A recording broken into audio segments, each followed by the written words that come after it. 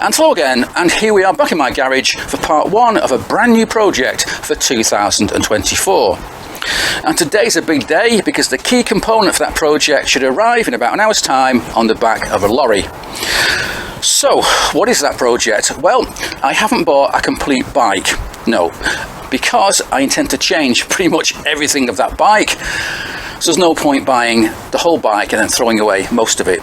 So, I'm going to throw away the suspension, the wheels, the brakes, swing arm and so on, including the engine. It's going to get a different engine, which by the way I've not got yet, but we'll come to that at a later date.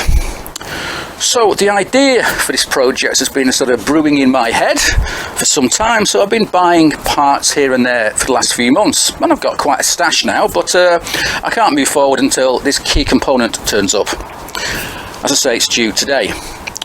But before we get into the details, I want to talk about the goals and the parameters of this new project. And to do that, I need to look at the two bikes that are sitting in my garage here. So this is a 1978 Kawasaki Z650B that I restored back to almost standard last year. Whereas here, which you can't see, is my long-running Kawasaki Z650/1170 project. And strangely enough, they both started out life as the same bike, as a 78 Z650. This one's pretty standard, bar things like lighter aluminium rims on the bike, a Ducati front brake caliper, a master cylinder and so on. But yeah, it's pretty standard. This bike took me about, 3.5-4 months to restore last year. Whereas this bike, which still isn't finished, has been ongoing for 4 years, although COVID did get in the way. So one of the parameters of this new project is it shouldn't take 4 years, but it'll probably take longer than 3.5 months. So I've set the sort of deadline for this project to be completed this year, within a year. That said, it will be more modified than this one, but not quite as modified as that one. So the 1170 here has got, well, there's nothing much left of the original bike. It's got a modified frame, it's got different wheels, different tyres, different suspension, different forks, different brakes, different bodywork, different swing arm, different foot controls, different handlebar controls, different electrics, and of course a different engine. So the engine which I'm pointing here in this bike is from a GPZ 1170, the GPZ 1100B1 model. It's now been brought out to 1170 using forged pistons. It's got a welded crank, flowed head with big valves, and brand new Mikuni RS34 carbs. All that's cost quite a lot of money, and so the total cost of this project is getting on for £10,000. In comparison, this one, as I say, cost me £3,500.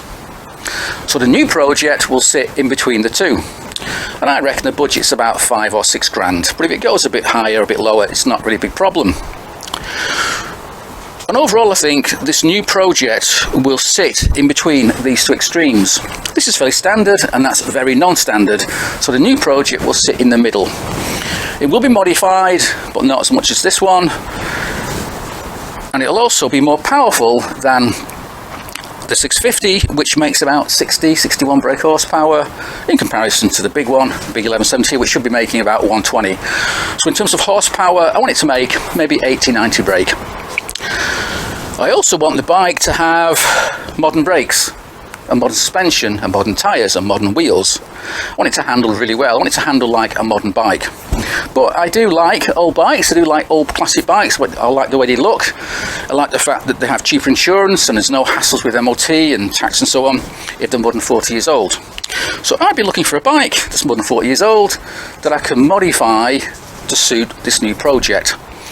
And I've sort of narrowed down that list of bikes, and suddenly a frame which suited the project turned up at a good price with the all-important V5. So I bought it a few weeks ago, and it's due to arrive, as I say, today.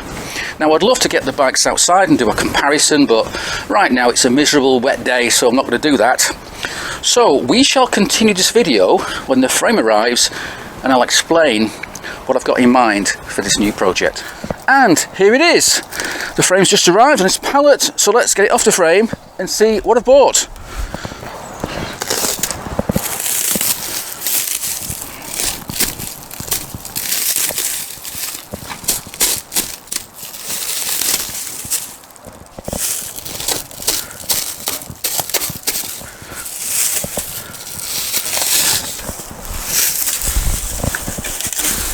And so here it is, and it does look kind of familiar, and that's because it's from another Kawasaki Z650. It's another frame from 1978, and I must say I didn't set out to buy the same frame as I already got, but this one came up at the right time, at the right price. Just happens to be from 78. So I was actually going to buy another frame that's slightly different for this, but we can work with this frame and get it to where I want it to go. So I have got quite a few parts for this frame. They're all boxed up at the moment, so I don't want to get them out here and get them all wet and dirty, but I do have the swing arm in the garage. Let me go and get it and we'll see how it might look on this frame. And so here's a swing arm I want to use with the build, and this swing arm is from a ZRX, a Kawasaki ZRX 1100, not the 1200 but the 1100, because they are slightly different. This one's a little bit simpler, a bit slimmer, and I think it'll work quite well with the overall design of the bike I've got in mind. So to fit the swing arm we need to narrow down the front of it here to fit the frame, and also these so-called ears which hold the pillion pegs will have to be cut off. Once that's done, I want to brace the frame and do a few more small changes to it, at which point we can move on and do some machining to fit the wheels to the bike and the front forks and so on, which I've already got. So yeah, it's all going okay so far. Pretty happy with the frame. It all looks in good condition, and hopefully it's not bent, so I don't find any real problems with it. So join me then in the next episode of this build series when the build will start in earnest. Until then, thanks for watching and cheers. But wait, I can't finish yet because I've forgotten to mention something important. I forgot to mention the engine. Now I have mentioned the fact that the bike won't be getting the standard engine for the frame, which in this case of course will be an inline 4 650. And that's because it would be very, very difficult and expensive to get 890 brake horsepower out of such an engine, at least without turbocharging or supercharging the engine, which we don't want to do.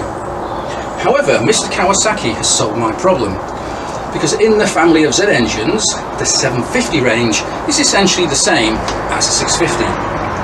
And the best engine, most powerful engine of the 750 range is the GPZ 750. And that's the engine I want to use in my bike. Now, as it turns out, I know a man with such an engine. It's not run for many, many years, but hopefully I can get it off him. And if I can, then that engine will be rebuilt from the ground up.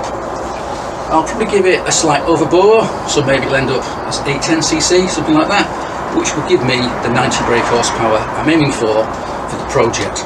If I can't get that engine, then not really a problem, because they do crop up from time to time on eBay. I've just got to wait for the correct engine to turn up, and I'll buy it and then we'll start to rebuild the engine. So yeah, that's something I forgot to mention. The bike's going to have, hopefully, a GPZ 750 engine. Right, so now we really are at the end of the video. So once again, thanks for watching and cheers.